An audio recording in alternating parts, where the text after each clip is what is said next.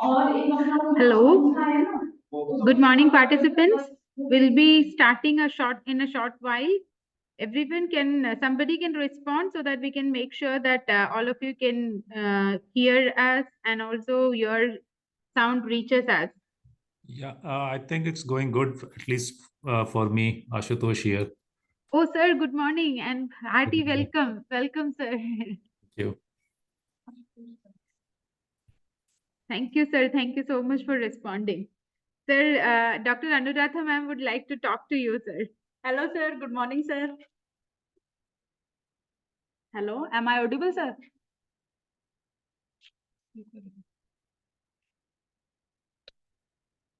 Hello, Ashutosh, sir. Yeah, it's audible. That's okay. I was muted, so I think. Good morning, sir. Good morning. Good morning, Anuradha.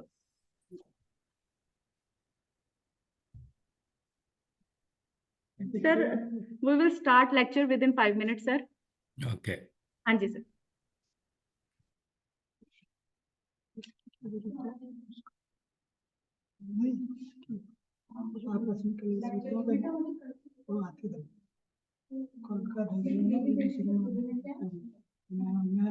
उसके सामने मैं भी करता ही कल बोल रहा नहीं आज ही आने वाले थे अच्छा कल टाइम से आ जाना और चेक कर लेना क्योंकि मैं भग जाऊंगा कॉल कर मैंने लिखने वाला मत भागना यार। वो पागल आदमी ये नहीं चल रहा ये जो करना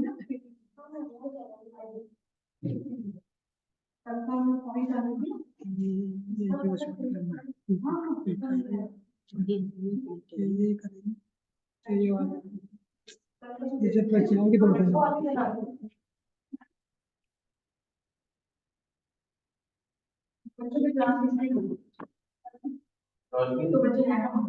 सुबह ये नहीं हल करेंगे हम सुबह ये नहीं करेंगे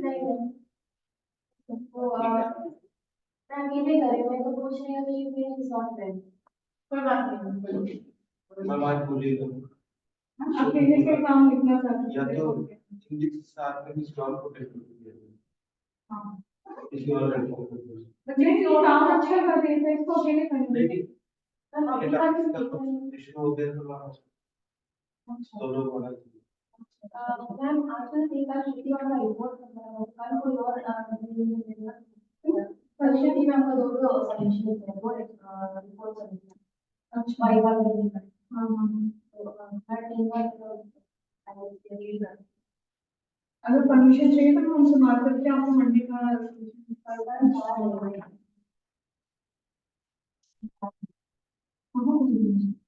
तीन तक ही हम लोग सब समझते हैं वो रेडी है बस फायदा के location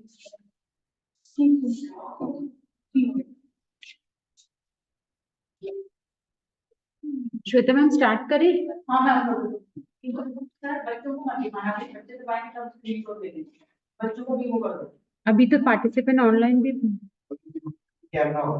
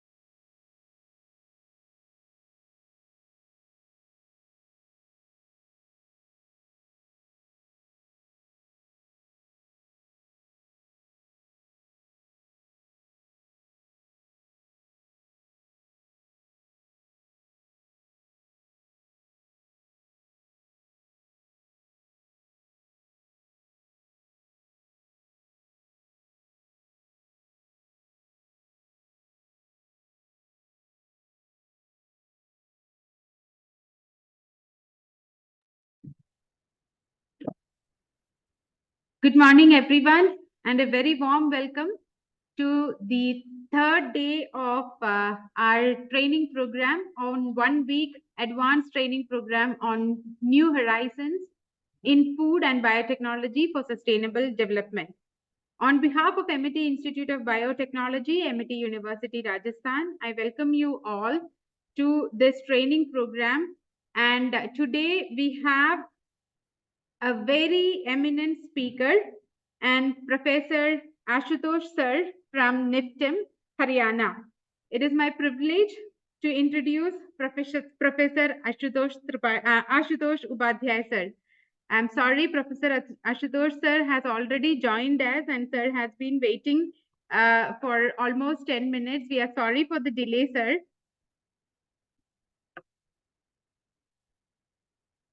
Hello, Sir. Yes. Very good morning. Sorry for the No delay, issue. sir. No, not at all. Not at all. I think we need some time to set. Meanwhile, participants were also joining. Yes, sir. Yes, That sir. was not a problem at all. Yes, sir. Yes, sir. And we welcome you, sir, with virtual for floral greetings. Thank you. Kindly accept our floral greetings, sir. Oh, thank you very much. Nicely presented. Thank you. Thank you, sir.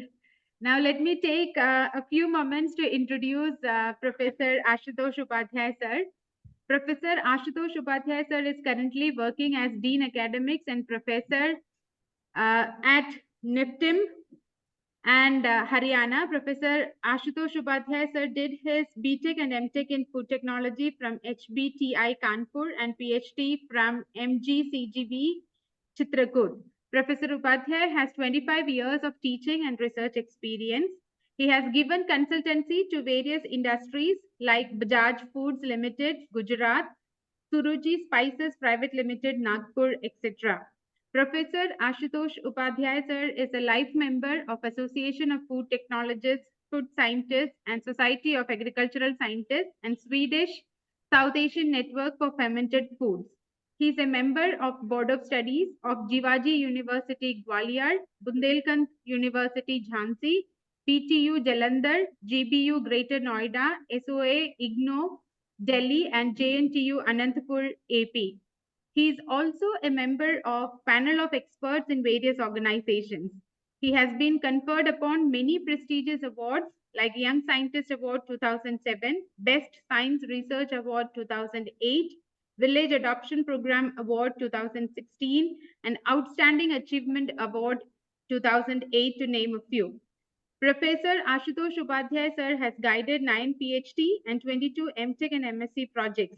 He has handled 3 research projects with DST, DBT, and FSSAI. Professor Upadhyay has been granted 1 patent and he has to his credit 47 Scopus listed publications. He has authored 1 book and 8 book chapters. Total citations for his published articles are greater than 1700 with H index 22 and ITIN index 33. Thank you so much, sir, for accepting our invitation. And we have been humbled to host you today. Thank you so much for being with us today. And over to you, sir. We are eagerly waiting to listen to your lecture, sir.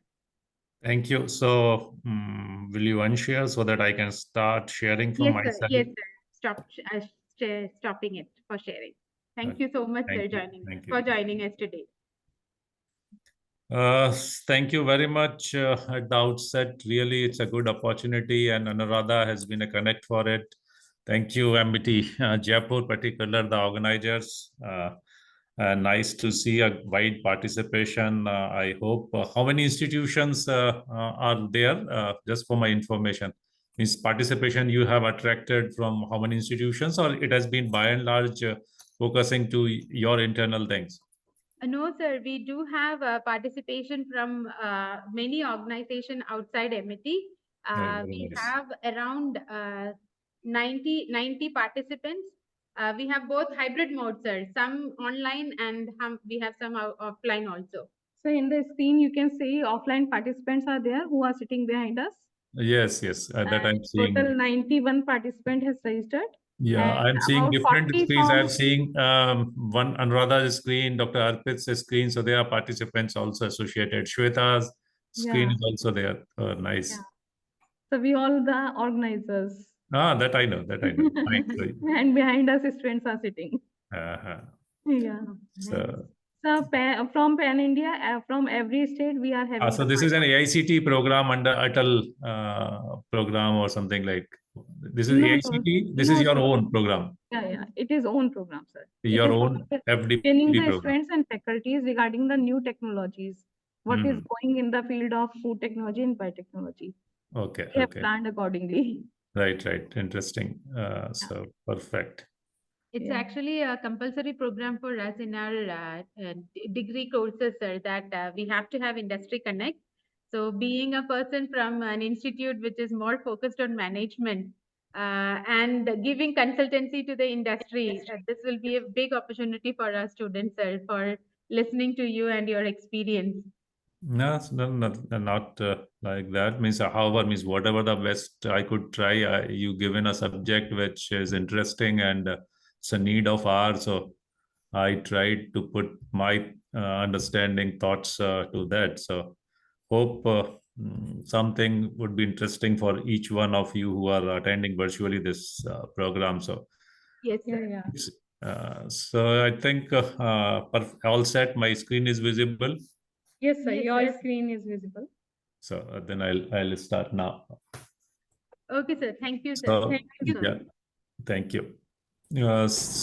What I'm going to say here is, I think in title I should also add. It's the title which is given to me would be. I'll just make it live and correct one. Processing, and in addition to that, packaging is there and coatings are there.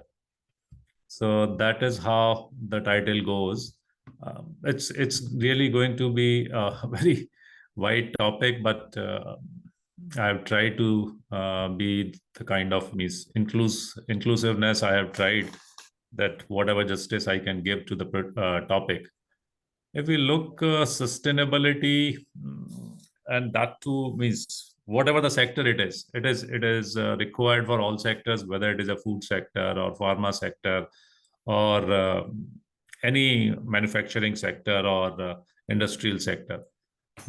Going beyond, it is required even in our daily life. So being sustainable means being concerned about the future and what way it connects to the food. That is what I will take time initially to introduce on the topic, and then we'll come to the food specific applications. Before coming to the topic, just I'll take some 2-3 minutes that my introduction. Thank you very much for the kind words and stating.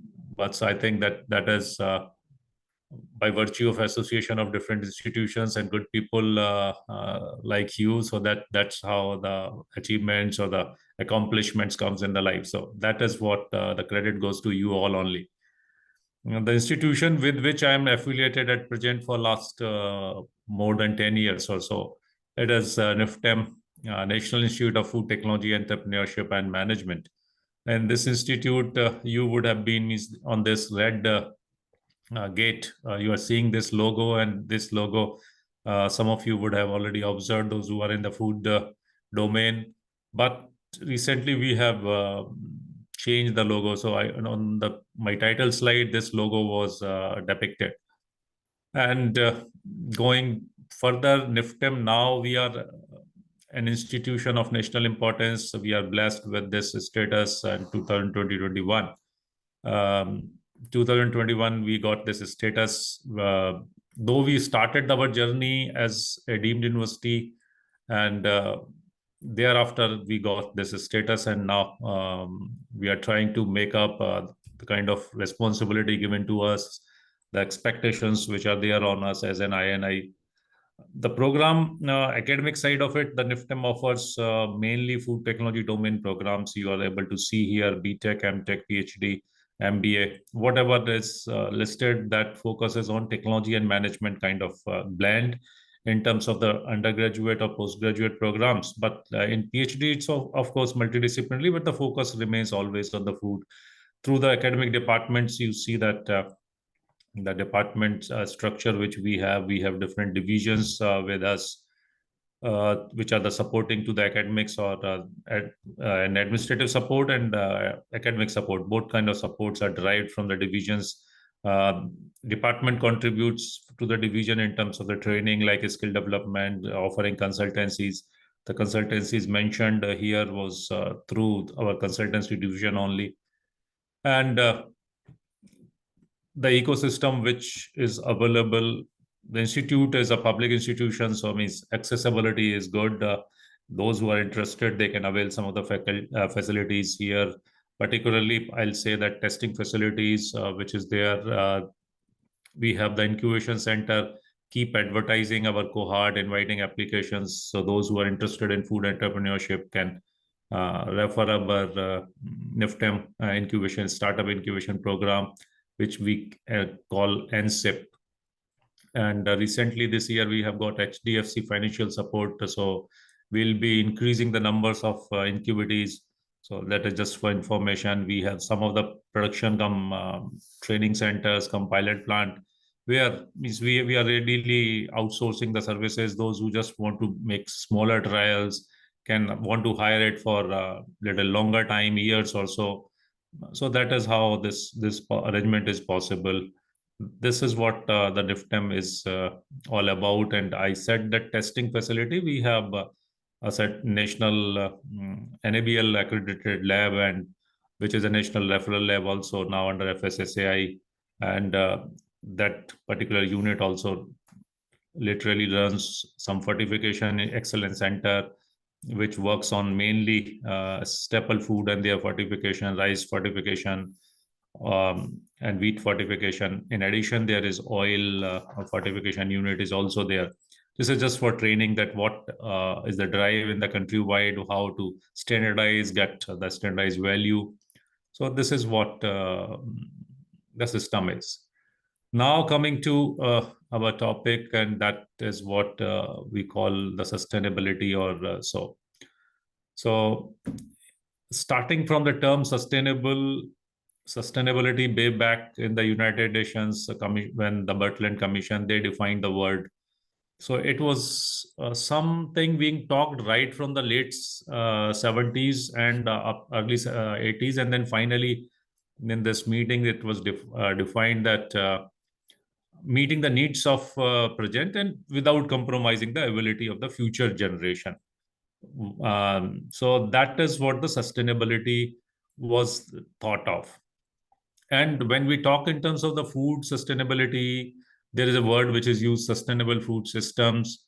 And sustainability in the food may not be just like prescribing a medicine. Like what happens, just a good connect just came to my mind that in present days, say there is a lifestyle issue and there are lifestyle diseases. So when patient goes or the sufferer goes to the doctor and they say that means somebody is getting overweight, obese, and thereafter some obesity-linked diseases and want a cure through that. What is the medicine? So for that, what I wish to connect here that the medicine is not the solution, but you have to change the lifestyle. Same, the sustainability is not just a solution which is a single point or single dose solution. It is a part of the system. So that's why it is very important to understand that food in as a systemic approach. So sustainable food systems has to be brought in right from what we call farm to fork or field to plate or whatever we name it. So that kind of whole, and this is only the supply chain, but not only the supply chain, but including the stakeholders, we have to understand. So several factors there are important because there are wide variety of stakeholders, including biodiversity, ethical trade, animal welfare, embedded borderland use, would be integral part because food, while food is being produced, whether it is an animal food or a plant food, it has a certain systems and use different natural resources for that. And we need to see that the kind of food choices or food is being produced, food is being processed, should not put a stress over the climate, wildlife, habitats, challenging animal welfare, Of course, food safety is an integral part, so that's why I have not mentioned it. So means not affecting adversely to the consumer, putting not a pressure on the water uses. And if you see the right side, that kind of Venn diagram is there. So there was a term which was there in environment sciences, that was a carrying capacity. Like so effluents means traditionally we have witnessed that there has been the civilizations along the rivers, and definitely rivers were meeting the needs of those civilizations, old civilizations, including Harappan civilizations or Sindhu Valley civilization or so. What is important there to say that meeting a need is one thing, but meeting as needs, what is the connection of individuals with the kind of river as a system, if we see.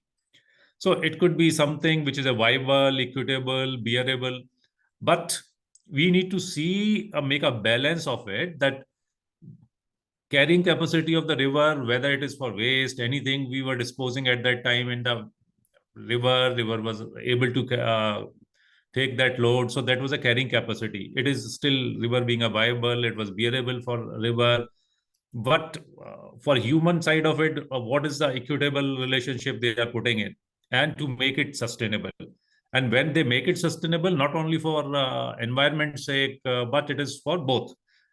When it is sustainability does not say that you are putting a cost into it, and cost you are putting on your revenues. So but it brings an economy, long term economy. It brings some gain, some better market even today. And of course this is in interest of the humanity, so that's why social connect is there. So that is how the sustainability is little bigger concept. You would have been talked about different speakers for last 1 or 2 days, but this is what I wish to share, and particularly connecting to that what food is. Now looking at one particular aspect, if we are looking that if are we intelligently, optimally, or you say equitably, or sustainably, question mark, using our food systems or the food produce, rather food which is coming out of the food system. So our own ministry, which is Ministry of Food Processing Industry, because NIFTEM is the part of it, they carried some studies. There was no authentic data available for that what kind of waste actually is going on. So that is how they supported it, this industry, conducted by one of the premier institution under ICR, which works on post-harvest, and so it is named as CIFET. So they took in both the studies some different commodities and slightly varying, but by and large methodology was same. And you see that estimated percentage loss which has been reported, and these waste does not include waste at the consumer end, means once you purchase something and you waste, so that it does not include that. Cereals 2010 2015, if you see 2015 probably methodologies was more refined or some more data were available, so you see by and large slightly the lowest value was little higher side of it, or it may be some ill use. The region maybe means region is not that way studied, but only the data is collected. And so reason, but you see that there is, it means there is more awareness is needed there, it means there is more sensitization is needed. And it is a responsibility of those who understand the food system little better. Everybody is, I mean, food, everybody encounter with the food, but we need to take it up that how do we understand, how do we deeply concerned about the food? Food is available for the future as well. So the losses here in the quality deterioration, food value, I mean, the definition part of the losses, how do they take it in this study? So it is kitchen losses, plate, table losses, loss of goodwill, reputation, seed vigor losses. These are not considered, as I mentioned you. So then this status is there. We understand that something is inevitable. If you produce 100, say for example, in any unit, 100 kg per se, then it is inevitable there would be some waste. But that waste should not be due to the poor post-harvest handling. this waste should not be during the poor storage practices, where at least some man-made interventions can be made. So that is one way of achieving sustainability, but it is just a small intervention for sustainability. But important to highlight that food waste also is considered how to put the best in use, how to prevent the losses and the waste. That's also the part of sustainability. And today, I think in the globally, we all are aware that what is SDG, Sustainability Development Goal, which are called Millennium Goals for sustainability. And I'll elaborate and I'll connect the food part of it, what is stated. But you see that the systemic approach here, there are 5 P's: people, prosperity, planet, peace, partnership. So means whatever an individual is looking for prosperity, looking for peace, looking for some good social connect, that's a part of all sustainability system for the people to be offered. So you care about the planet, then almost the nature around will care about the people. But what is a technology connect into it?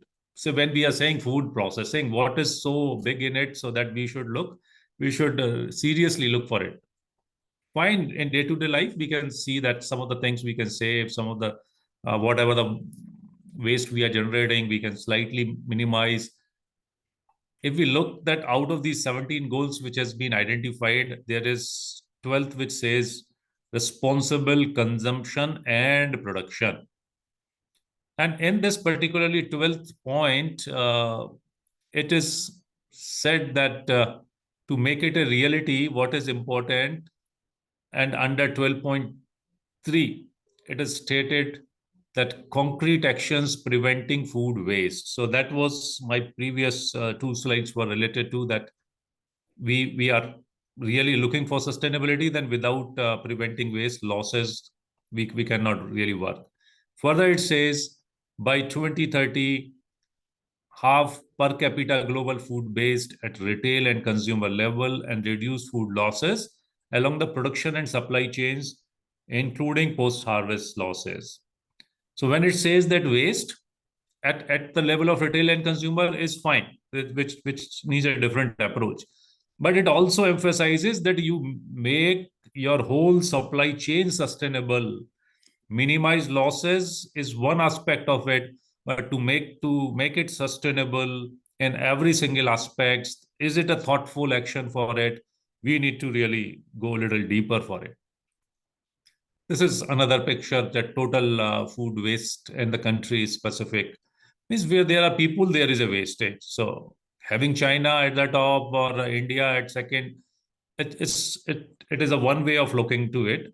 Fine. Those who consume more may waste also more. So this is just going the weight. But per capita estimated food waste also, if you see, that is important. So India versus the developed nations, that's a different ball game. And right side in the yellow dot, you are able to see that. So this is also needs to be understood.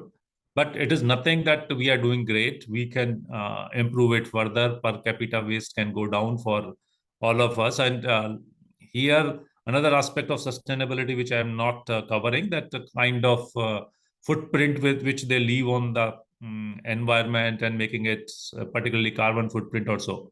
We'll slightly talk little later also. So for being sustainable in food systems and transforming the systems through zero waste, opting for recycle, reduce, reuse kind of concepts. So the approach will go, you see this figure which just appeared, that source food grown regeneratively, locally, where appropriate, design the market healthier food products, and then food coming to the through supply chain, how to make it the most food in use. These are some of the things which actually needs to be considered. A possible approach, which is a suggestive thing, which I wish to include here. Say, for example, prominently when we talk in terms of the food and the sustainability part of it, then we cannot really talk without reducing carbon footprint, without talking about waste and reducing it, without touching upon protecting of environment and conserving the resources. So that is certainly there. And just hold for a second, hold for a second.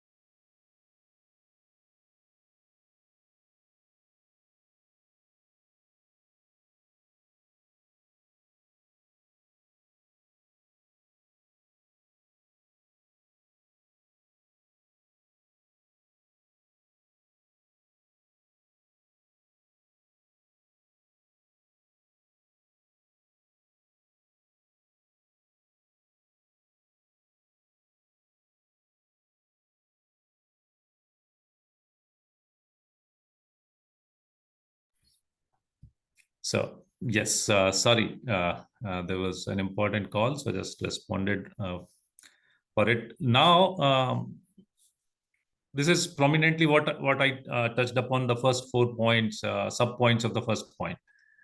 Now, if we are really looking for it, if we want to become, say, for example, consumer mindset, the product they are connecting, they are making as a buying choice, how eco-conscious they are. Is there any cost saving we can reduce the load on the consumer, particularly say, then we are putting certain extra efforts that will bring the cost. But utilizing the waste, valorization, reusing, all those aspects, can there be a saving? So there is a net balance, or the gap, if it is still existing, then it could be minimized. Further looking, say, for example, efficiency, quality aspect of the food processing or the food product, what is the compliance? So means that's why I in the beginning I said that there's a food system approach. So every stakeholders, it does means if we talk sustainability limiting to the first point, not possible. It is an integral approach. It is a collective approach, and it will include both consumers. It will include the plant side of it. Then what is efficiency, resource use efficiency, quality, compliance to the regulations, offering a good nutrition, improved kind of community relations. How do we connect it? I'll give at the end some example for it through fair trade and demonstrating commitment and fair trade like practices, which is also mentioned here. So this is all we have to little talk, means we are really not talking, but we at least touching. So if we see here, just a minute, the kind of you say that food processing and so carbon footprint, which are there all the supply chain or through different components of food supply chain or food system. So processing and the food, which is a focus, and there is a scope available that we can reduce some of the things in relation to the carbon footprint. There is a scope for sustainability, particularly focusing processing of the food. However, there is a connect that we can further reduce it through land use, through production systems. Looking into the supply chain account particularly is not included in that 14.2, which is the part of what emissions you make, what transportation options are there, how cold chain is being maintained throughout the supply chain for the products where it is needed. So with this scope, with this you can say that kind of connect. Now coming to the three important points, that every system would be tested primarily for sustainability, including the food system. So carbon footprint, certainly integral part of it. Those who have the prior understanding, very good. Just for common understanding to all, so that it is a measure of total CO2 and other which are called that important gases leading to the global warming. So those gas emissions, but in terms of its equivalent value, they could be considered throughout the life cycle of the product. And when we say that life cycle, what does it mean? So life cycle is a process which will include environmental impact of the product or services also, but we are right now talking not in terms of Zomato and Swiggy kind of services which are connected to the food. So, but our focus will remain on the products, manufacturing of the product, manufacturing of the food for larger, you can say in the larger setup like industry setup. So we will include here for this that supply chain aspect. We'll see the all greenhouse gases. We'll see that emissions to be reported. What is the standard methodology so that we can bring it into the CO2 equivalent also. And then we can say that carbon footprint particularly. Here, in addition, it is also very relevant. Keeping other resources, natural resources, fine. For the time being, at least we can keep a little aside, not just leave them. But important is that how processing is involving water. So what is water footprint, which the processing is leaving as on date? As on date, we are really, means even in the domestic food preparation, if you see, we are really not being little conscious over it. So, and further industrially also, that what is the waste protocol into it can be reduced, like in some of the trains or even the flights, I have seen some taps which says that it reduces water use up to 20%. So means simple measurement of flow, or simple, you can say that impediment, or precisely fixing the flow and the pressure of the water which is coming in, making it rather than in the quantity, but is more coming with this little force and in a sprayed manner, water is saved.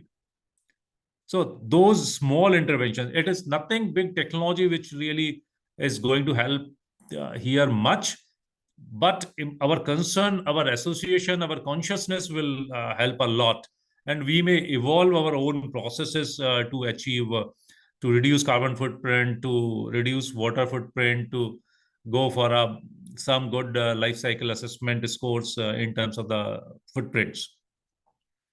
So that is what we will be looking for it. There is another term. I'll take two slides quickly, taking in these slides, which the word which our Honorable PM has also launched, and he has given a call to the public, that industry, particularly that circular economy kind of concept. What is circular economy? Circular economy will also include particularly kind of value optimization. If you see the right side of figure, where the left side, there is one of the circle indicates value optimization. Though it indicates system thinking, system approach, we said that food, when we will talk, we cannot really take the food in isolation, but it has to be systemic approach for the food. And it says that leadership, stewardship, innovations, transparency, collaborations. But they are basically targeting for what? If you see the left side, the text and the second point, basically eliminating waste, pollution, circulate products and materials, regenerate the nature. So this is what the sustainability. So means very, very important and timely thing. I once again appreciate and congratulate organizers to take it a very relevant topic. And it is such an interdisciplinary topic that every sector has to think in this light. And means there would be, I think, in the down the line, if you see, in next 10 years, those who are not thinking right now for this aspect, sustainability aspect, they may be little out.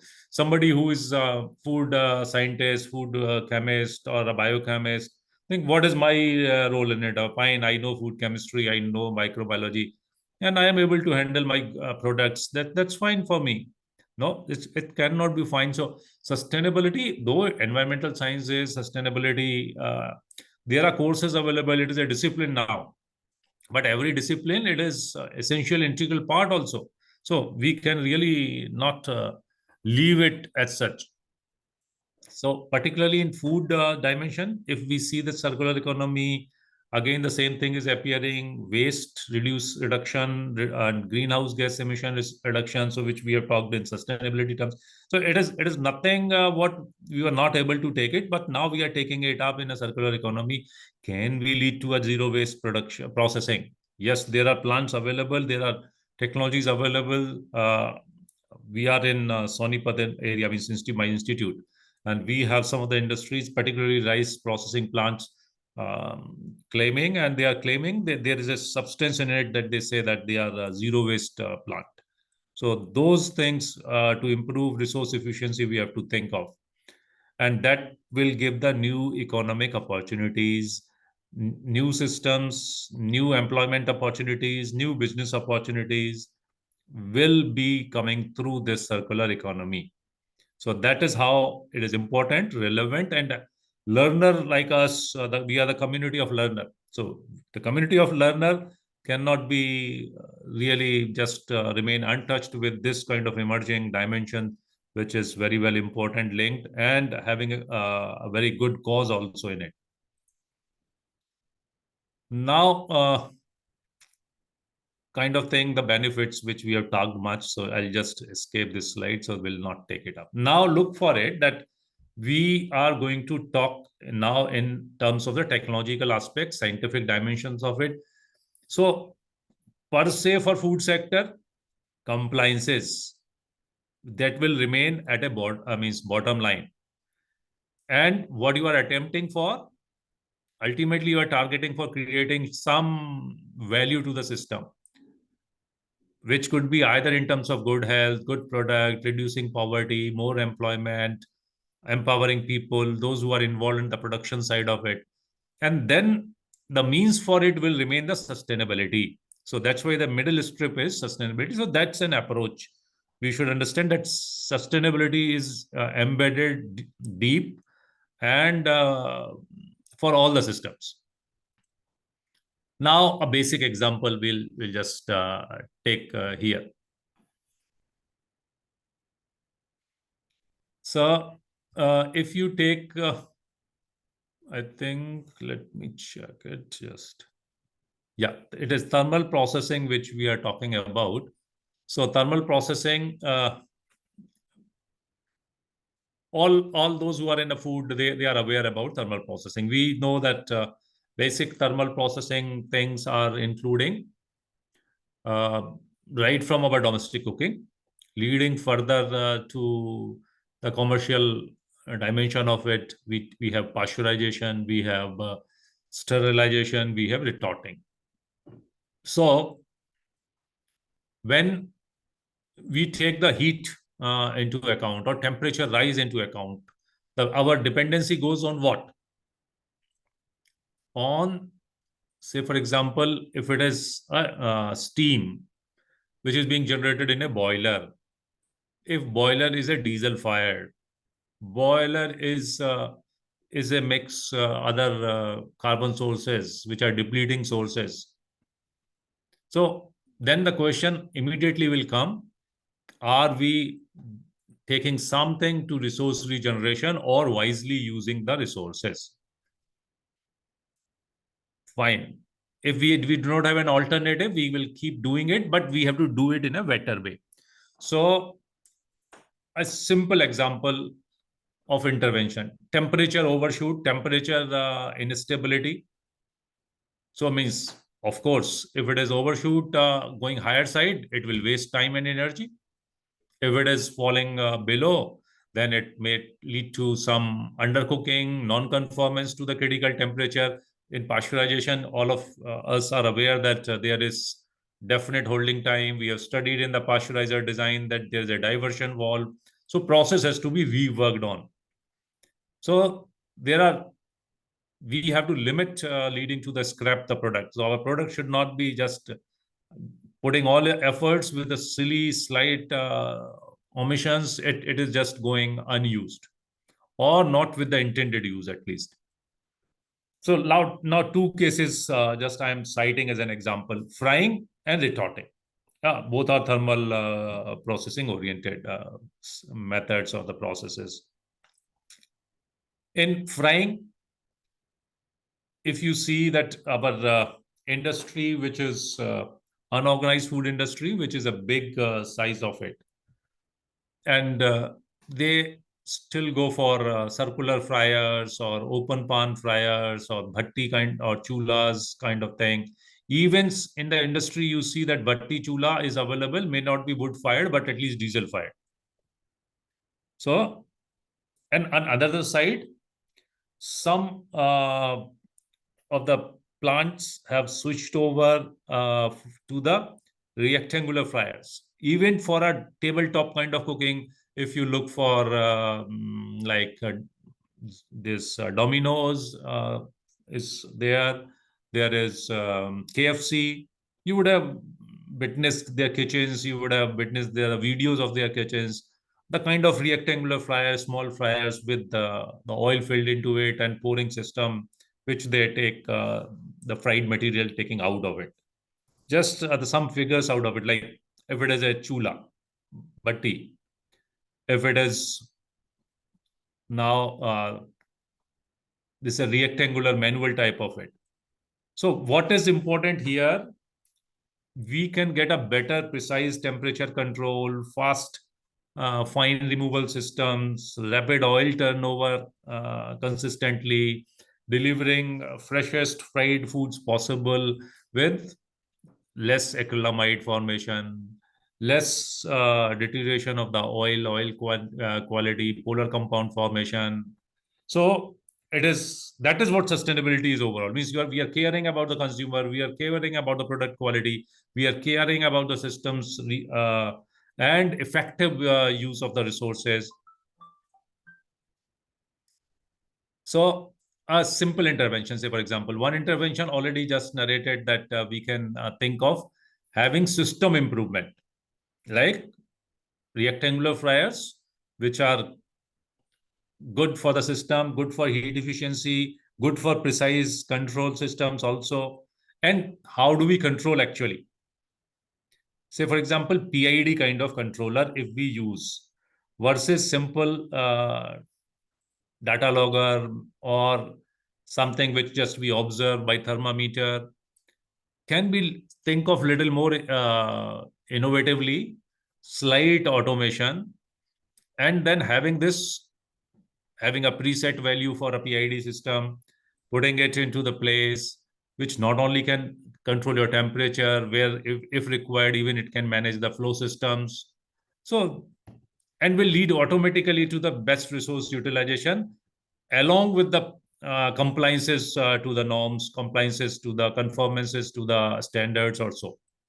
Now, the similar thing, if we take it for, say, for example, retorts, um, we have we know that what retort is. Retort is something similar to our sterilizer, which we have in our microbiology lab in normal food institutions. So for conventional retort versus the retort, which could be overpressure, agitating, rotary, water spray retorts, or a combination of these. So normal retort, conventional retort, whether it could be horizontal, could be vertical, just a horizontal retort is shown, where they are called a stationary kind of retort. Your cane or your pack will remain stationary. Slide intervention, which is good intervention and means these designs have been made available from 20 years back, but not that way.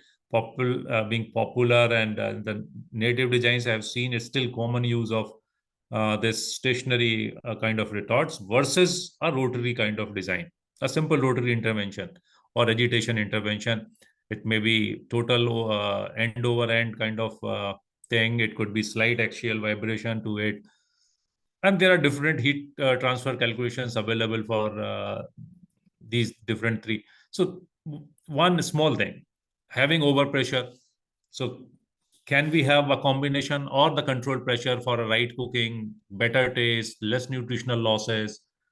Because it is our responsibility also to be sustainable if there is a specific nutritional density is available in our food and we are offering it. At the cultivation side, we can make the crop more nutritionally dense, but at a processing end, our responsibility is to be not to lose those nutritional density. So there is something inevitable, but we have to minimize it. That processing loss in the quality, in terms of the nutritional quality, is to be minimum. So this gives both the things: better heat transfer, good quality, better production of that. So means it has, one estimate says that agitating retort systems improve the quality, processing time, reduce about 50% when compared to the stationary condition. Simple intervention. So what sustainability is? Sustainability is through small steps, achieving big, targeting big. Sustainability cannot be a just simple single-handed solution. Say, for example, before we conclude on thermal processing, there are some few more interventions possible, like keeping pouches hot. What it mean? It means that if we have the pouch system, we have so 1 degree Celsius, when you fill it, a new batch is to be filled and pre-batch is to be taken out. Then we can fill the pouches little hot. In a sense, we can have a better heat transfer of the food systems while filling into it. Though it is, if it would have been a cane, there is an exhausting is a practice. But for the pouches, that practice is not there. So for that, we have hot filling kind of thing, which require, means where degree of heat transfer is higher and they require less energy input as compared to the what is there in the retort. So it says that just initial temperature reduce the total steam consumption by around 0.78%, just by 1 degree difference if we can make it. Now, closed retort now means that you are not losing the energy. Means the you have, because most of the retorts which are there, they are batch process, batch retorts. So once you are doing it for a single batch, you are taking that out. Taking that out, usually it means it is empty. Before you reload new batch, it remains open. Why to keep it open? It's a good heat inside. Just close the door. Simple. Closing the door will avoiding escaping some of the heat which is possible. Small step, small correction. So means important is that how do we scrutinize the processes, steps possible, critical insight into our own process. There are customized solution which only the people who are involved with the individual production can bring in. Reuse the condensate possible, whether it is for cooling system or it is for the heating system, it is possible. Not only the regeneration kind of thing which is there in the pasteurization, but also to use it for cooling, water maximizing and maximizing the heat economy also.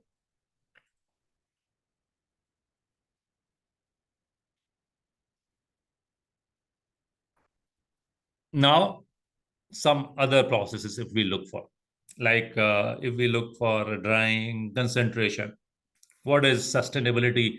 What is the sustainability dimension in this processing step? Filtration, centrifugation, these are the mechanical interventions possible.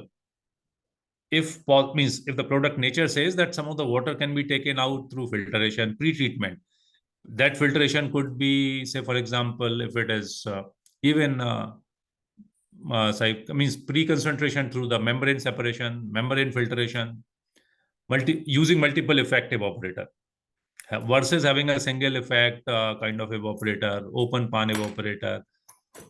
We can have multiple effect, and the beauty of multiple effect evaporators that symbolic design is given here. What is there, that if feed is there, there are vapors which are coming out of the condenser, and those vapors can be fed to for the heating into the next chamber with a reduced partial pressure. Reducing partial pressure means it can come to the boiling at a little lesser temperature. So gradually the temperature will come down in the each of the effect or each of the chamber. And it is said that if we make 4 to 5, a shift from 4 to 5, this 4 multiple effects are shown here. If you add one more, you can save the 20% energy consumption into it. So that is one thing. And in addition to that energy efficiency, you can have some cost savings. You can have the concentration ratio, which are higher because multiple passes are there, better product quality, temperature reduction is there. Naturally, aroma, taste, they'll remain more intact with the product. And process integration is possible. You can use it as a plug and play with other as a pre-treatment, as like for drying, if you are going, this could work as a pre-treatment. Another dimension of it, whether it is drying or though. So heat pumps. Heat pump is said to be a good concept. Heat pump or the device where you take out the heat from, or heat is being flown from low temperature to the higher temperature, which we normally do it in the refrigerator, back of the refrigerator through the fins. You say that heat is thrown out. So those heat pump kind of system, I think I need to be little, so fine, I have time still, so, but there are more to cover. So I would be a little faster. We can have some 10-15 minute discussion at the end. That's my target. But if this systems, which are heat pump systems, are to be used, where to be used? Any conventional dryer. On the top in this figure, you see that conventional dryer system is there. So there is a feed, hot air is there, dry hot air is coming, and then you are putting into it. And then it is an exhaust which is coming out of it, the dryer. But before, when it is coming out of it, we can dehumidify, we can reuse it as such, and we can generate this heat. We can, and that utilizing heat pump, we can resend that heat into the system back. That is what kind of application it can take in. And heat pump drying is possible, and where it is possible, particularly for the temperature.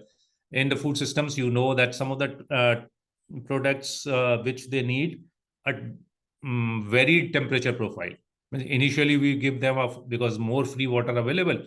So we take at a faster heat, give a higher heat and take the water faster. But later stage of the drying, they need a slower drying and at a low temperature. So means it is also possible to have a desiccation even in that temperature, which is much, much lower and can keep the product intact. So that is what the importance and beauty of this drying system. Another system is heat pipe system. You just I'll connect to you with a video.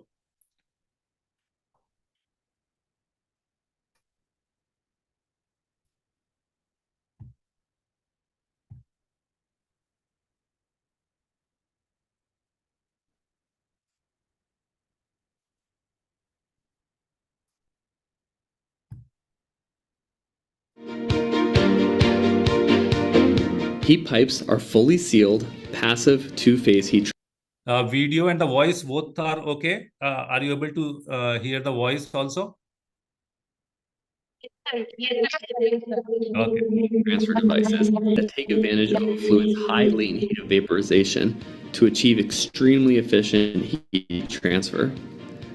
A heat pipe is comprised of an envelope, a wick structure, and a small amount of working fluid. The fluid is processed under vacuum, which allows for two-phase operation across a wide temperature range. During operation, heat is input in what is known as the evaporator. The heat boils the fluid and pushes the fluid vapor to the colder region of the heat pipe.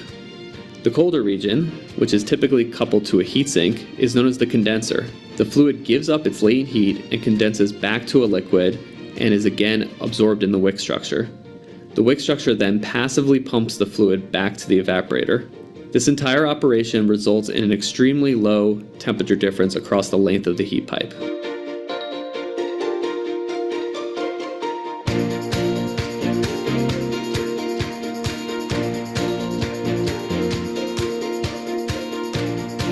The efficient rate of heat transfer compared to a solid copper rod. Both the heat pipe and the copper rod are coated with thermochromatic paint, which will change color as it transfers heat. We'll start by moving the copper rod to the hot zone. Copper is known as a very strong thermal. So coming back to the presentation, so means the heat pipe concept is that again, you are able to take that heat sink fins and taking the transfer with the slight temperature difference through the pipes, the cooling, heating can be used, and heat can be regenerated, can be used for some other purpose. So that's an idea. Though these heat pipes are already in use in some of the industries, some of the heat transfer systems, including our laptops. I'm using a laptop, so means the kind of heating which is heat is devoid of thrown out, so that there are the pipe systems which are used for it. So I'm back to the presentation. Hope presentation is visible at your end, right, Anuradha?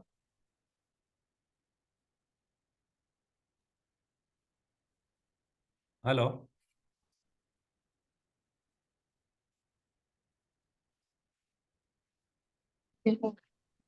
Yeah, presentation visible है ना वापस?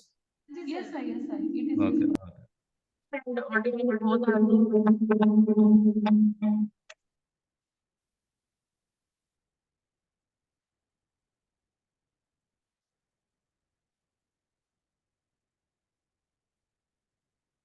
So now looking at that kind of impact with these little interventions they are causing.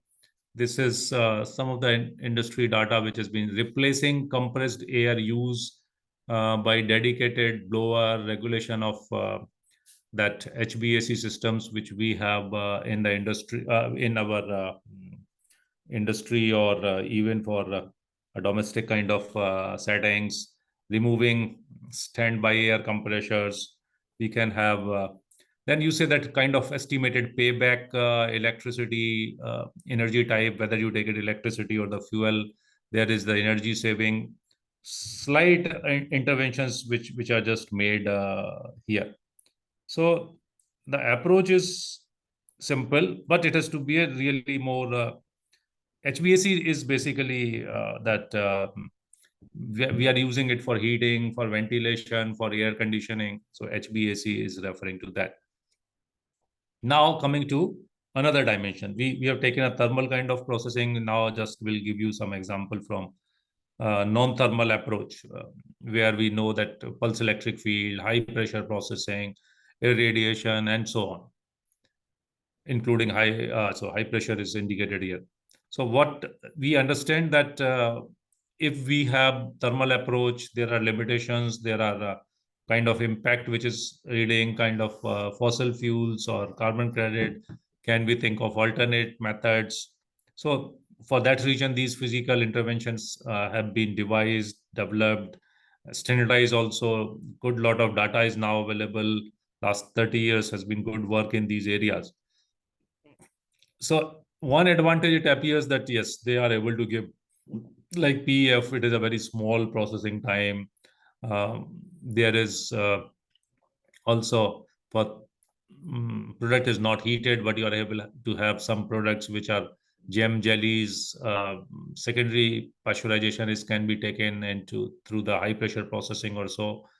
For these, what is the sustainability dimension of it? Just looking into it, can they alternate processing, if either we are using them alone or using as a system which is you can say that kind of hurdle system, are they really going to be sustainable? What are they? I believe that there are interdisciplinary groups. So just for your information, what is pulse electric field? we give a higher electric field, and then we put some food items along with the electric field. There could be continuous flow, and that those can influence the plant cell structure, can also influence the microbial cell structure, and thereby the processing impact can be achieved out of it. So this is what pulse electric field. Further, looking for ultrasonication, that could also be used. The kind of cavitation energy which it gives. So it is used filtration, freezing. We have a specific videos prepared by our lab mates. So that way I'll not touch upon here.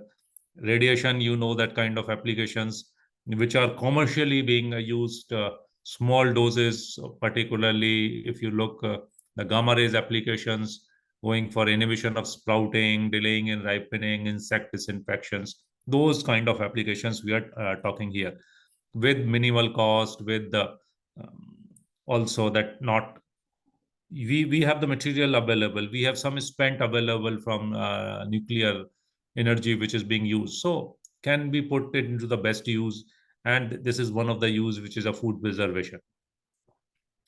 Looking into pressure induced technologies, newer technologies, options, high pressure processing.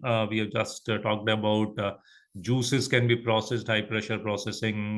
There could be other liquid foods. There could be even, I mentioned some slurry, chutneys, they can be processed. But in addition to the high hydrostatic pressure, which is high pressure, another options could be high pressure homogenizers, where you can have some value up to 300 megapascal or so. There could be microfluidizers. We have our research group has worked on the microfluidizers also. We have worked on that milk. We have seen even the depletion of cholesterol molecule, and thereby total cholesterol value is reduced. And for milk and milk products, there is ultrasonication which can be done. Where it is applying a shear, so that's why it is approach written here. There could be cold plasma. Cold plasma is an emerging area. This plasma is looks like the same plasma, but only thing is this is atmospheric plasma, which is so that it is not heating it up the product slightly 2 to 3 or 3 to 5 degrees centigrade maximum, which it goes up. And but this has a surface treatment possibility. This has a possibility. Now people have started using it for vapor, for liquid systems also. Means having disinfections in products which are heat sensitive, could be juices, could be the I have seen the researcher working in terms of the coconut milk, coconut water also. But this cold plasma is useful for surface disinfection, particularly in the grains, in the herbs. So that's an application which it attracts. Supercritical fluid extraction. Why I am mentioning supercritical here for the sustainability sake? Though it is not directly alternative of thermal, but it is alternative of thermal in terms of if you have an extraction which is a heat-driven extraction, then it is a non-thermal approach. Bringing utilizing some of the fluid which is critical fluid, having a greater enhanced solubility part of it, like the conditions which you need to carry it at specific temperature, specific pressure. Pressure is slightly higher, which is required for CO2. I have used all Kelvin, degree centigrade, Fahrenheit, megapascal, psi value for critical, in particularly CO2, which one of the fluid which we use under supercritical. But so it has a two dimension. One, it is extraction without thermal. So you are not requiring dependent or being dependent on the heat energy that extent. In addition, you are able to take out the vitals out of the waste. So this is a valorization approach also, and which leads to the sustainability dimension of it. In addition, recently people have started using it for the particle morphology, coating, supercritical this fluids are being used for micronizations, and in further they are being dried up using that spray drying systems also. There are specific technologies available. Now, examining, this is a picture taken from a very recent research paper. I think I missed to put reference here, but I found it very interesting and a very rigorous. This paper is comparing three different technologies. The blue bars here, on the bottom, if you see, it is written TP indirect, and another is TP retort. So thermal processing through the indirect heating for a pasteurization kind of applications. Thermal processing through the direct heating, which is using steam here. And the third, the gray one, is the high pressure processing. They have exhaustively calculated end to end. They have taken the cost of production of equipment, investment, total cost of investment, which is as on data high pressure processing is carrying, on that ground, that what is the sustainability footprint it is giving. So if you look this particular slide, and if you look this particular point, which is a third, that says ionizing radiation contribution for this part of it, where high pressure processing leading some residual radiation, not through the process as such, but through that kind of metallurgy, kind of gasket which you need, some of the systems which you need. So that is what they are putting it, ionizing radiation contribution through this. In addition, if you see everywhere, at least for the retort, if you compare, HPP falls much below. HPP falls even below than the blue part of, like if you say that ecotoxicity part of it, if you look for marine, that eutrophication. Eutrophication is bringing phosphorus and nitrogen into water. And fresh water, that which is being affected by this eutrophication. If you see this fine particulate matter formation, if you see for the ozone formation, all these sustainability aspects has been compared into it. So that's a very, very exhaustive study. Those who are looking for this reference I can give, but sorry, I missed it bringing it here. It is worth mentioning, worth looking this paper, how exhaustively they have worked out and given the calculations for this particular study. It is a very interesting. And so what, in nutshell, I want to indicate, my communication using this slide is that thermal, non-thermal versus you have to be judiciously choose, and there could be sustainability aspects. Certain what is your priority among the sustainability, looking into the local settings. Accordingly, you can think of choosing alternates. And non-thermal approaches are certainly proving in certain aspects better than the thermal aspect. So these are the two aspects which I just want to convey using this slide. Now, one example which I would like to quote in terms of, we have talked about evaporation, now the drying. Again, coming back to the thermal dimension. So we use energy, whether it is any of the drying, including freeze drying. And here the point is that can we address longer residence time, higher energy consumption, and good product quality, including sensory quality, through multi-mode or a hybrid kind of drying? Yes, they said that, like in laboratory, all of you are aware or would have been exposed, I believe, that through a vacuum dryer. Normal convective kind of dryers, they operate at atmospheric pressure conditions. But if we want to put an extra driving force and we can put a vacuum inside the chamber, we have seen that the drying is faster. So the same concept, that is also a hybrid. You are mixing two things. You are making vacuum concept and a dryer, conventional convective dryer concept with the vacuum. So in hybrid, what is being thought of? The thought of is some non-conventional heating modes. Non-conventional heating modes could be something which is similar to microwave.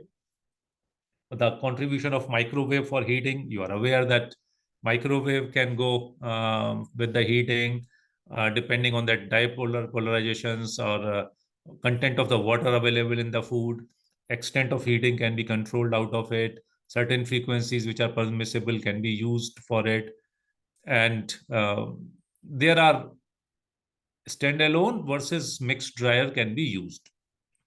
Microwave applications is also possible for spouted or a fluidized bed kind of dryer. That there are commercial designs which has been made now available for it. And microwave assisted vacuum dryers similar to the convection dryer, it is also possible. Microwave shocks can be given during freeze drying. When you need a secondary drying, you need to give a thermal shock. So there it is important to have radio frequency or microwave kind of applications. Now, what I want to emphasize here, another non-conventional heating source could be the infrared energy, which can be used and very rapid. But the challenge which comes with the microwave and infrared both, this is uncontrolled heating. So how to address it? The answer here is to have not only single heating medium, but also to include some multi-mode of heating. Solar heating is quite close to the concept of circular economy. But limit comes if you take the open sun drying versus a solar dryer. In our colleague in NIFTEM has worked on these are the two recent publication, the work where they have used the drying system is installed in our building top of it, and it is primarily a solar dryer. And this solar dryer is if you see this drying chamber, in this drying chamber there is a possibility of having contribution, which is a manifold kind of thing, is indicated here. You can have a blower assembly. There is a battery which is charged through the sun. So solar chargers are there. Solar photovoltaic cells are also attached with it. And we can have these pipes through this. We can heat up the air and can dry it. So they are using multimodal in terms of PCM, phase changing material. So when we have the weather like today, like here we have a mild sun. So, and if we have to continue with the product, we have not to hold the product so that product quality is not deteriorated and the heating can remain continuous. We can rely on PCM. If your PCM is exhausted, then they have a probability. They hear both the systems they have used, yes, radio frequency and RF, radio frequency and this infrared. So this is shown here is a reflector, and this is for the solar purpose. And then they have in that manifold that arrangement of heating through infrared also. So that assembly, they put it up, and PCM chambers, which they have modified, and the drying chambers, they have modified temperature display and all those things. That's the previous unit which was there. So they have modified it and now brought it and using it. What their result shows. One simple thing I'm reporting. I'm not reporting here that heat efficiency, which is certainly improved. If you look for fossil fuel consumption, that is certainly reduced. And the product quality, what they report in a paper is indicated. So you have this total phenolic content, total then other than flavonoid and antioxidant activity, which they took at PCM plus IR or at PCM alone, or the direct or the sun drying. So PCM plus IR appears or to be a little better than any of this method. So means here it is also important to note that sun drying could be good, could be eco-friendly, but may not be good for product. If you look for that concept of using sun or the solar dryers per se, which are alone direct, versus the PCM based versus the PCM plus IR based. So now looking for the another. So this is, I stop here for processing. I now switch over to the just quickly for packaging introduction. I'll take some 15-20 minutes for packaging and coatings. So packaging, my focus would be mainly on the biopolymers, especially. So what is biopolymer and what is the importance of it? important one thing is the life cycle. If we want some packaging material which should not stay long, it should have years together for its depletion, or the plastic waste, the problems which has been generated. So to avoid this, the biopolymers are being, say for example, in discussions, and scientific interests are there for biopolymers. Approaches has been made, biopolymers mixing with other biopolymers and entering into the polymerization with the help of some nanoparticle strength properties or functional properties, some active ingredient to have packaging functionality enhanced, and putting it for. So here, what is important is the biodegradability. So that is biodegradability concept. Important here is when we take a particular product, we know that what is the recyclability versus biodegradability or compostability of it. So we should understand that in sustainability, it is important if something which is directly coming to the soil.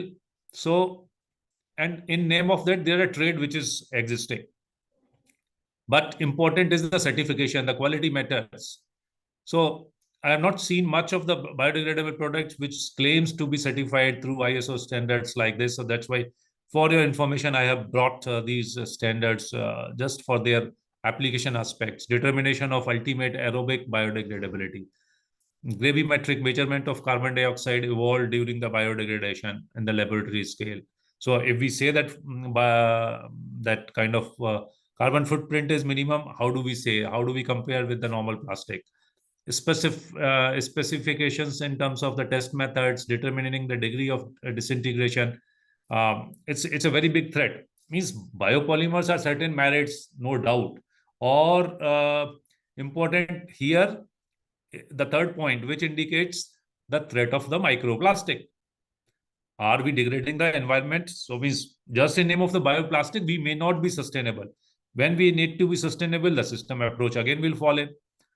And we don't want to contaminate our systems with the microplastic. Already there is a threat of the microplastic in the food products. Some of the studies reporting, um, and the first study which I see, I think you would have also studied that Canadian scientists, when worked on those dip packets of the tea, and say that those material which are the coated as a polymer to it, they bring the bioplastic residue to the tea extract.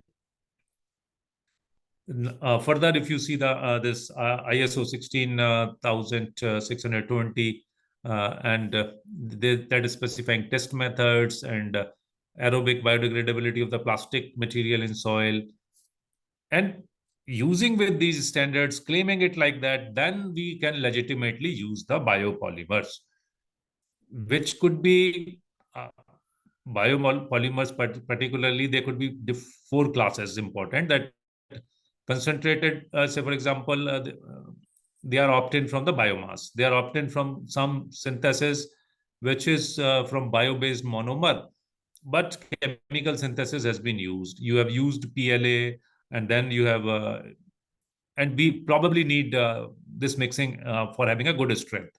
Then, if we have involved some bioprocesses using microorganisms, people have cultivated some bacteria as a source, and then PLA or a PHA production through microbes. And next is the chemical synthesis from bio-derived monomers, which is microbiological route. So that is how it is possible. You can have different material of the class lipids, polysaccharides, polylan we have also used as a in our coating systems, xanthans, or polyhydroxy alkanotones. So that way, the chemically it looks like the kind of potential kind of things which it is offering. Say for example, starch based biodegradable cup people have made. Even edible cutlery in this class from the natural resources has been made. Cellophane is one old material which is cellulose based. PLA, now people are working on the strength of it. Can we have the, sorry.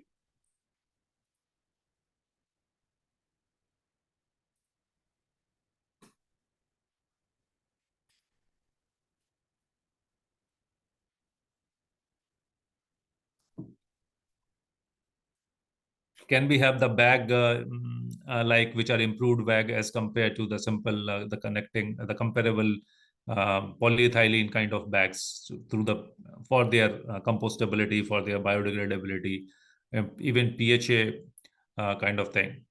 Recent initiative, you see that biopolymers which has gone into the backing, which are the mix of it, and particularly the industry which has taken up both Pepsi and Coke has taken. I have taken an example here from Pepsi, where they say that plant bottle certification, and say that they are recyclable. They are using some 30% plant-based material. What they did, some plant-based carbohydrates converted into the material which is plant-based monoethylene glycol, or particularly they converted paraxylene, or so they can, and they are through that they say that they are good recyclability.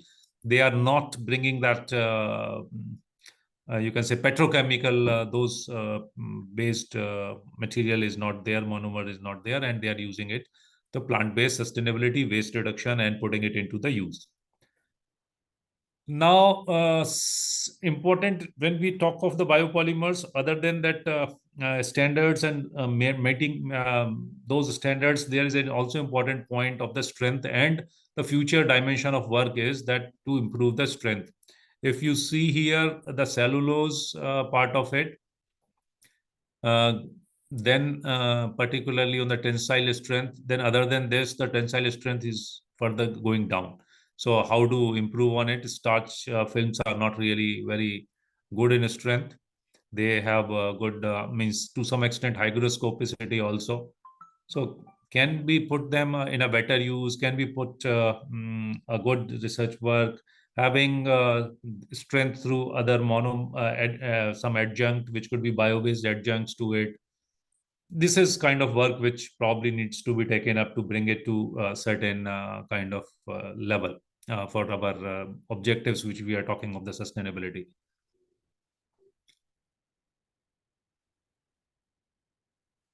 So, okay, we are not talking again. Now we are quickly jumping to the some of the work which we have done on coatings. So coatings, you see that kind of work which has increased from last 2 decades. So number of researchers reports, and literature are day by day rising up on the coating. So this is also an area for shelf life people are working on, and where the nano dimension is also brought in. And so that I'll just bring in some of the things here for you, that how do we work on it, how we have used ultrasonication technique for it, and characterization of this because I have been told that this is a workshop, so some of the things we have just video shoot small video clips from our labs we have brought for you. So this will let you know that how do we take that nanoparticle characterization through using the lab, the DLS kind of device, which is working on the scattering principle, and this DLS instrument and its use measuring that zeta potential. SEMTEM are also techniques, but that we have not covered. So now coming to the videos, we use the system like this. We used ultrasonication. You will see that how when the nanoparticles are produced, how the color is changed, how the appearance is changed. I am now playing 2-3 videos which are 2 minutes each. So first video would be on ultrasonication, which we used. We try to have some Hello everyone. This video demonstrates the working process of probe ultrasonication for preparation of nanochemical materials for various applications. In the ultrasonicator we can vary the time, amplitude and diameter of probe according to the sample size. As observed, this process can reduce the particle size of the matrix and resulting more homogeneous. When the you see this appearance, initial solution versus this, how the color change is being appeared. Just hold on.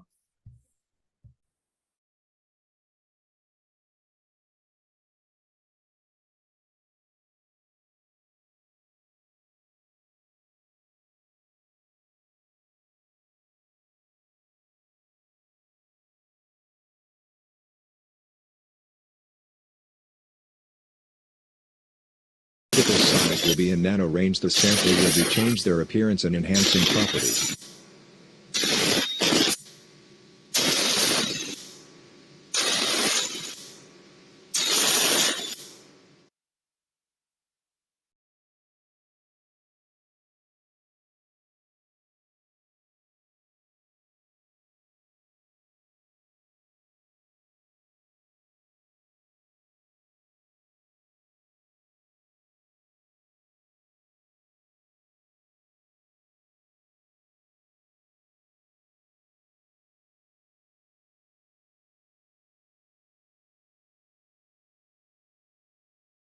Excuse me, sir. Excuse me, sir.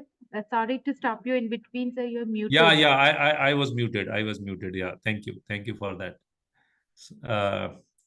So here, what I want to say that in the first video you saw that we used generated this clip using AI. Next videos we have tried, because voice was not good, so we have tried that we could voice over. So we have voice, our lab mates have given a voice. So here ultrasonication, it was initial solution. You say that a different phase.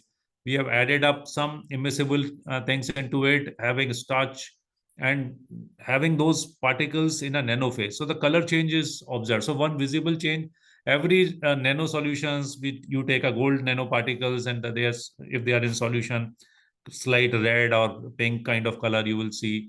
And then you characterize, and the intensity of the color is proportionate to the nanoparticle distribution, which is further verified using other devices.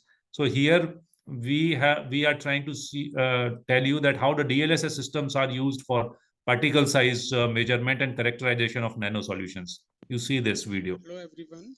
This basic video demonstrates our So this is the particle size analyzer, light size 500 and tan path. Which can Anten be path. So used the to company here measure is 5 Anten path. different parameters. Initially, when we started the instrument, it will take few minutes to initialize. The different types of cuvette like glass, disposable quartz, we can use to determine the particle size of nanomaterial. Before applying the sample inside the cuvette, should be ensured that the cuvette should be clean and sample should be homogeneous and free from suspended particles.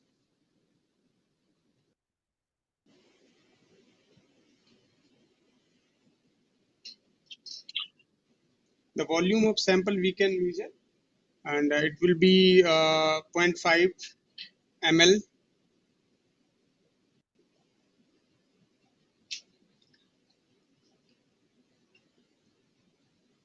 We can check inside the module the level of sample in cuvette. After that, the module should be clean before start the test.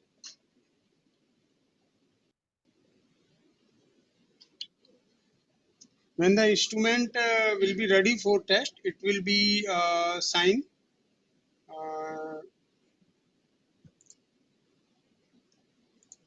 And directly after that, we can measure the particle size.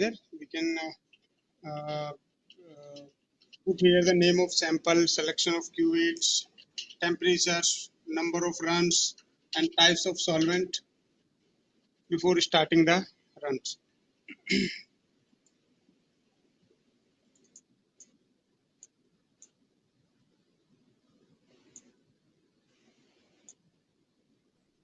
So in this way, in this particular instrument, you will get the particle size distribution, concentration, which particular particle size, what is the range or it. This particular instrument can give you, in addition to the particle size, another value for it, which is important for the stability of particles, smaller nanoparticle size, which you have brought into it somewhere 1 to 100 nanometer range. And for that, what is the stability? So it gives also the zeta potential measurement.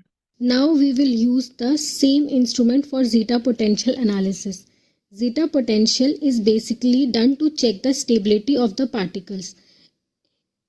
The zeta potential should be below -30 and above +30 millivolt.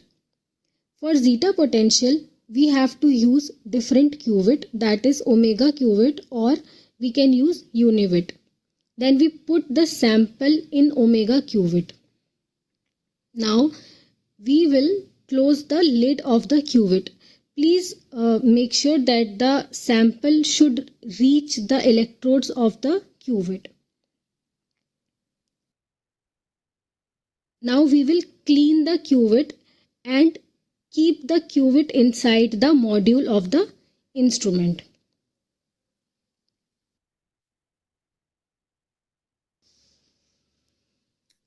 After this, come back to the software where we will select the zeta potential.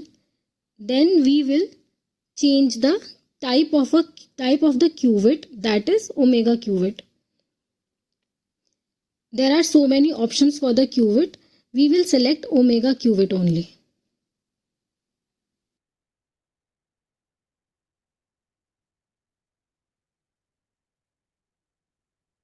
Here we can set the number of runs and name of solvent also.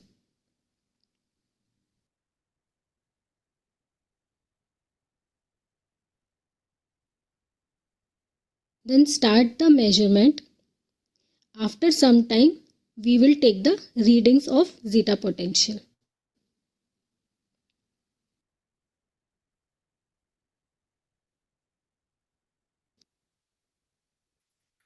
So this is what the video is now coming back to the work which we did using coming back to the slide again. So we did the study having starch, which we in one of the first study we tried to take the mango kernel, also mango seed kernel, and that starch we extracted out of it. So means this a waste, we generated starch. We put it into the solution and then brought functionality to it using ultrasonication with some stability part of that emulsion. We added up a different combination, chitosan, pullulan, and combinations which we used, which we applied on the coating of the fruit. This we have very different levels. Currently, we are doing it up on the Khasi membrane kind of thing. If you just want to see the film formation, I mentioned that we also tried to casting of the film. That is using petri dish method, but not especially the larger side of it. But though the film formation is there in this, but strength and all those. So we limited this studies for coating we applied for mango, we applied for guava, tomato, or we also now currently studying this mandarin, Khasi mandarin orange kind of fruit. So the shelf life extension, control versus uncoated, coated versus uncoated, if you are able to see corresponding to the number of days, both at room temperature and at low temperature storage. We did it on lychee, we did it on tomato. Very good fact on tomato. Also nicely work on not only this paper means but also for the bell peppers, colored capsicum also it works good. Guava, we have done, we have published on mushroom as well. So that is what is the another dimension of it. But now few more things just to touch upon. Was not possible to take the water in detail, but we have talked about water efficiency in the beginning. So just important giving and highlights how the water can play, how just a small intervention can help. This is some data looked studied in a milk processing plant, liquid milk they are handling. So they say that CIP process, CIP went different plant, they studied different ratio, different kind of use of the water they reported. At least the least efficient plant use up to 2 gallons or more of the water per gallon of the milk versus 1/2 gallon of water. So means you see the difference. So means there's a scope of saving water if we could be water wise. That's why I use the title water wise. If water is being used, it means certainly under CIP you are wasting chemicals, you are wasting certain heat also for extra water use, extra heat input. So sustainability question is under question here. and we can have this for a possible sustainable approach for it. Now, use sustainable ingredients. The concept, like when we have a vegan certification, we have halal certification. So they are now, the thought on ingredients are also coming up. And can we use the ingredients in a sustainable manner? How do we derive it? What is the sourcing of it?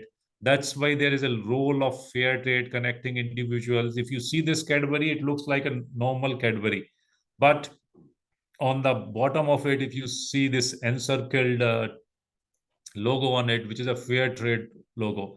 In certain countries, Cadbury fair trade, um, these chocolates are available, where ingredients, sourcing of the ingredients, particularly cocoa powder, connecting it to the producer, local sustainability, how it is being taken care, would be some, say, for example, if it cost a 10 rupees a kg, it could have 50 paisa more, or it could have 1 rupees more.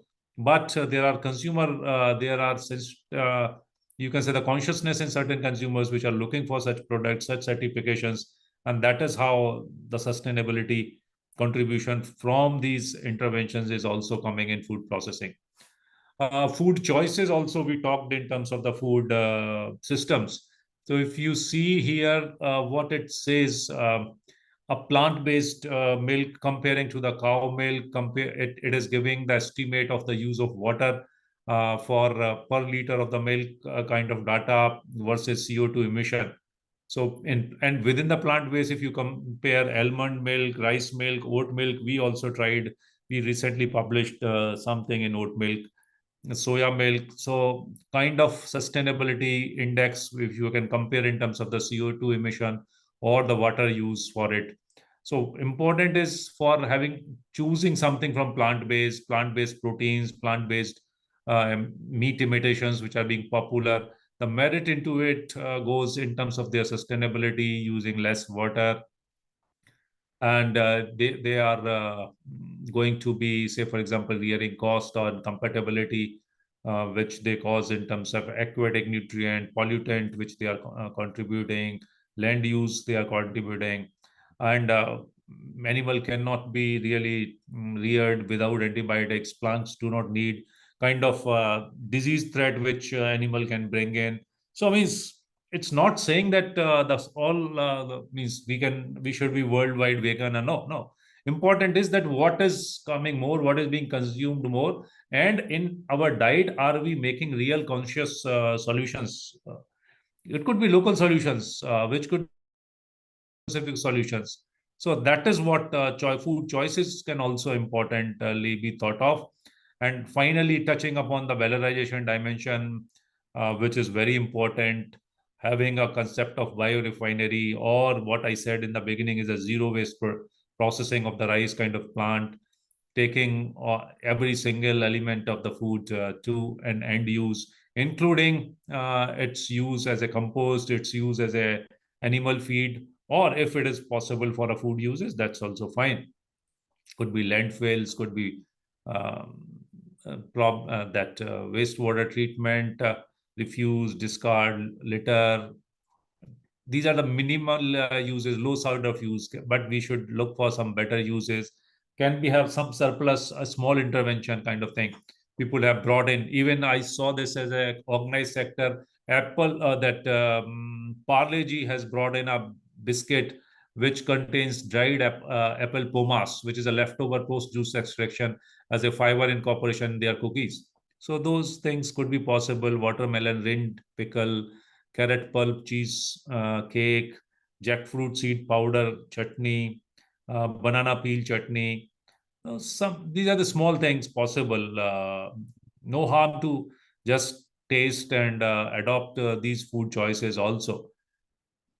Though there are challenges in valorization, their moisture content, waste characterization is important, waste nature is varying, but people have standardized, people have brought solutions for it. There is possibility of either high value chemicals rather than putting it just for the fuel or for animal use. There are technology choices available, which I'll not touch upon. There could be extraction possible from it. And this is also a very, very important point. Similar to the fair trade, this is the Nestle impact under their corporate social responsibility. They say that sustainable sourcing practices, that's a very important component in food industry per se, or could be to any industry. But food, how do we source? What are important? Are our sourcing or the ingredients which are coming to the processing, they are sustainable? How do we replenish or try to maintain the nature or the soil health there? So those kind of initiatives are important. That's all from me now.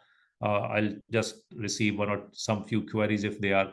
I thank fully acknowledge MET Jaipur for this invitation, Niftem Kundli for giving me this opportunity to work on these dimensions, which some of them I presented here, and the authors, the secondary data which I used, the FAO WHO data, which is readily available through their website, and there could be other data portal also which I might have missed. Thank you very much. That's all. Thank you so much, sir, for explaining the importance of sustainability in food processing, packaging, and coating so elaborately. It had been a feast for the students, especially the ones studying food technology and biotechnology. As mentioned in the talk, concrete actions for preventing food waste by minimizing food losses and improving post-harvest technologies is the need of the hour. Thank you, sir, for such an enlightening lecture. Now, the session is open for question answers. Thank you. Your system is very good. Your sound is very crystal clear without any noise, and it's coming very good. I don't know that means how it is. My voice is reaching to you, but your part I saw that I appreciate the systems which you are using. Thank you, sir. It was very clear from your end also, sir. We could listen very carefully without any issue at all. It was very clear, sir, from your end. Okay. Good. Thank you. Thank you, sir. Any student who are online would like to ask question, please raise your hand so that we can unmute you. Any participant who are online? If they have any question, please do raise your hand so that we can unmute you to ask the question directly. Or put it in the chat. I'm seeing the chat also. Yes, sir.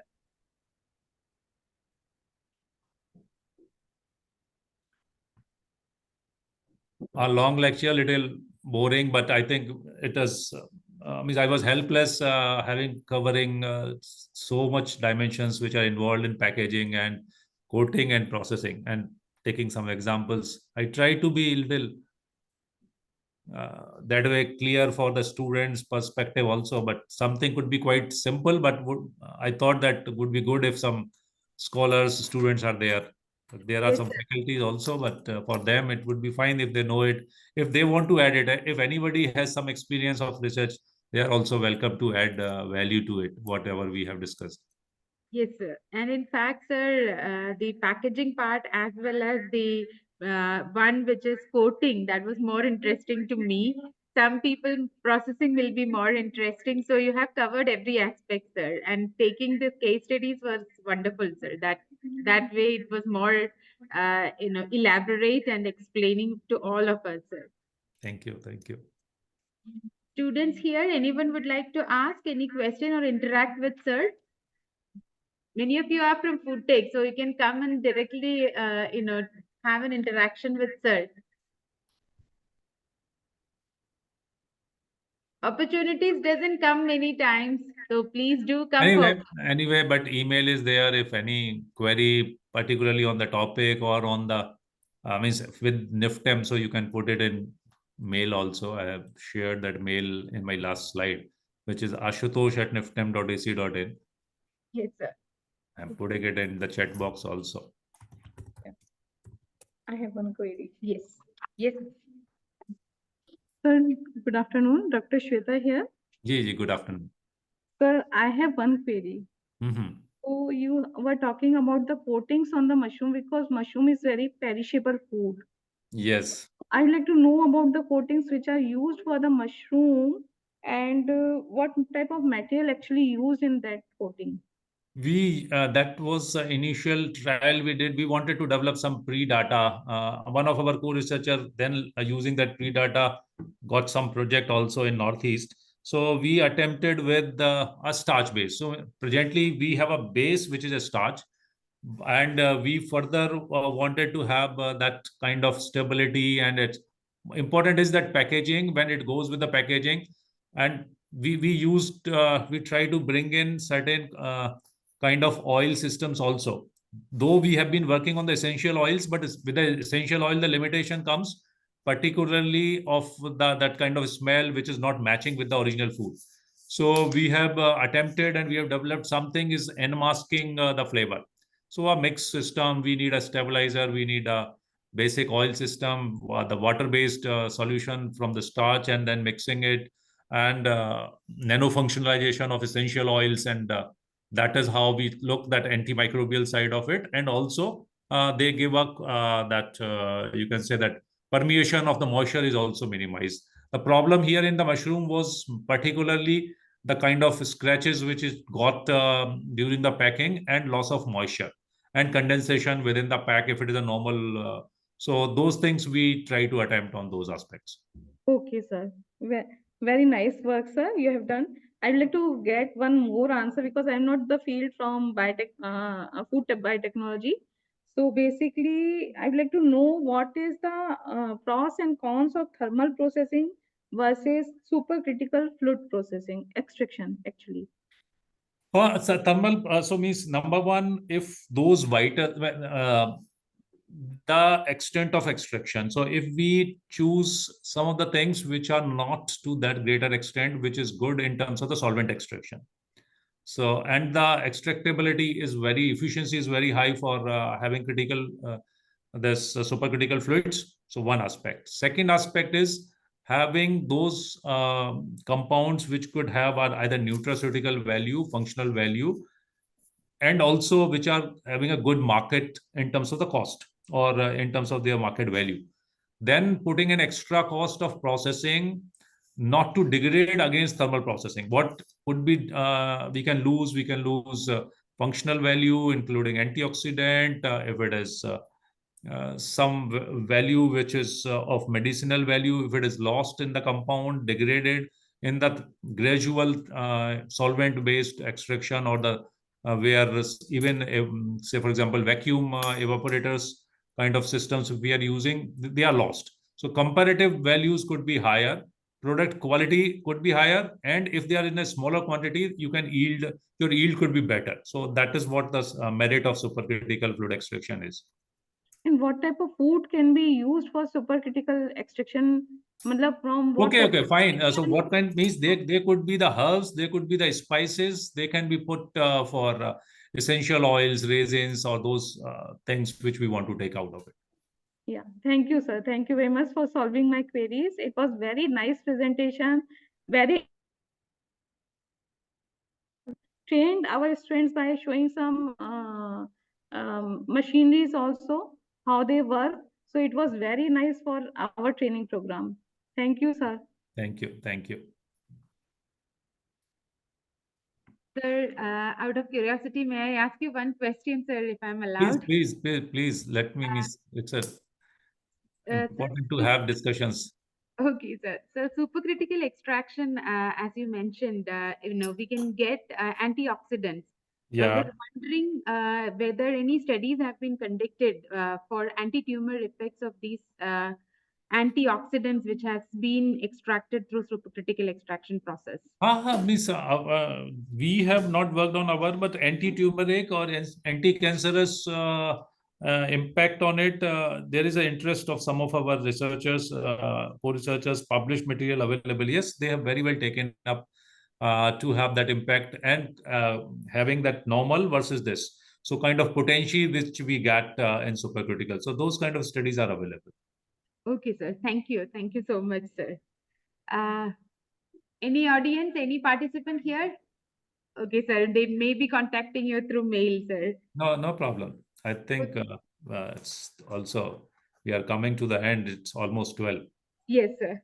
So now I request the coordinator of 1 week training program on New Horizons in Food and Biotechnology for Sustainable Development, Dr. Anuradha Saini, to express our sincere gratitude to Professor Ashutosh Upadhyay, sir. Ma'am, please. Thank you, sir. Sir, first of all, it was not a boring lecture, sir. It's very interesting. And in terms of knowledge, in terms of practical value. So thank you for this wonderful and knowledgeable lecture on sustainable approach in food processing, packaging, and coating. Sir, enlightened. Thank you. So this is, you are being kind enough to say this, but I'll request you conduct a formal feedback by some online circulation with the audience here. So, and give me also, share with me. So what they actually expected is not delivered. That would be my interest to know. Sir, we were doing this, or we are doing this for the feedback from the students. Sir, sir enlightens us with the value of sustainability for future generation to meet their own needs. Also acquainted us about the post-harvest losses, and by 2030, behalf per capita global food waste at different levels.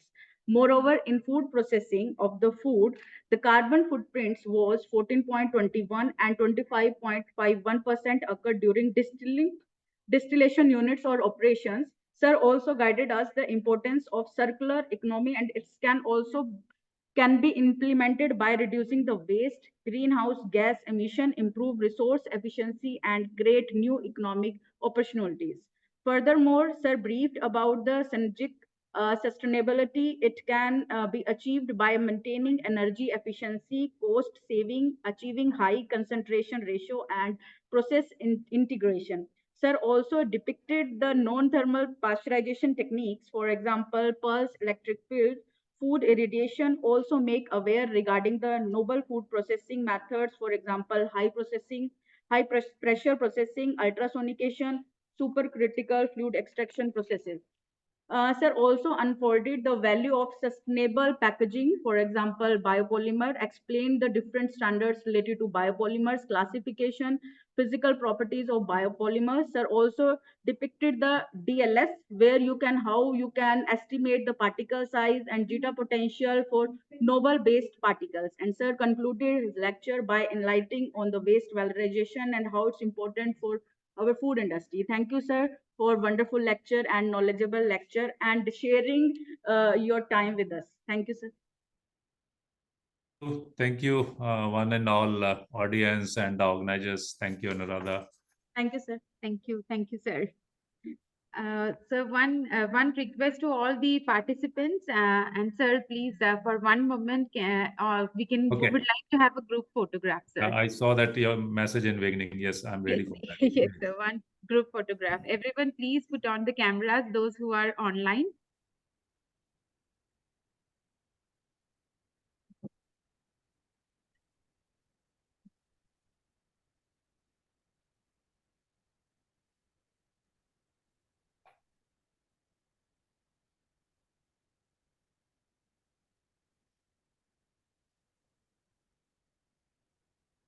Everyone, one moment, please.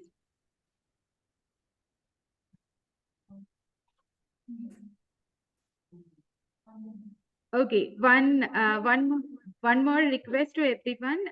We have shared the feedback link in the chat. So everyone, please fill the feedback link. We have also shared it with the WhatsApp group also in the WhatsApp group. So please make sure that all of you share the feedback. And definitely, sir, we will share the feedback with you also. Thank you. So may I take leave now? Yes, sir. Yes. Thank you so much, sir. Thank you for accepting our invitation and sharing your vast knowledge, sir. It was a really enlightening lecture. Thank you. It was nice to be here with you all. Thank you. Thank you, sir. Okay, I take leave. Okay, Bye. sir. Okay, sir. Thank you.